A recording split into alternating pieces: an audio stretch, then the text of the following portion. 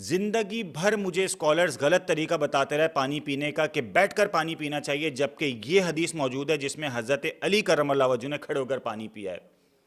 آپ کو حیرانگی ہو رہی ہوگی کہ میں نے کون سی حدیث پیش کر دی جس کے بارے میں آپ نے زندگی بھر نہیں سنا تھا، اور اسکالرز تو آپ کو بتاتے رہے کہ پانی بیٹھ کر پینا چاہیے۔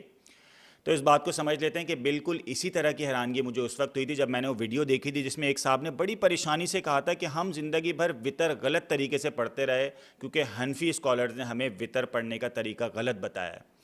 تو اس چیز کو سمجھ لیتے ہیں کہ کبھی بھی آپ کسی بھی ایک مسئلے کو لے کر 2-3 حدیثیں اس سے متعلق پڑھ کر یہ ڈیسیجن نہیں لے سکتے کہ نبی کریم صلی اللہ تعالیٰ علیہ وآلہ وسلم نے کیا چیز صحیح بتائی، جب تک آپ اس موضوع سے متعلق تمام احادیث نہ پڑھ لیں۔ اور ظاہر ہے کہ آپ کی اتنی کیپیسٹی یوزولی نہیں ہوتی کہ آپ وہ تمام احادیث کو پڑھ سکیں، یہ کام محدثین، مفسرین اور علماء کر کے جا چکے ہیں۔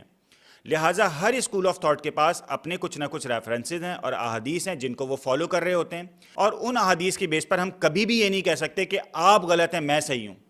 میرے خیال میں اس طرح کا رویہ جس میں آپ یہ کہیں کہ آپ غلط طریقے سے نماز پڑھ رہے ہیں، آپ غلط طریقے سے روزہ رکھ رہے ہیں، یہ بہت نامناسب عمل ہے، بہت غلط طریقہ ہے، اس سے بچنا چاہیے۔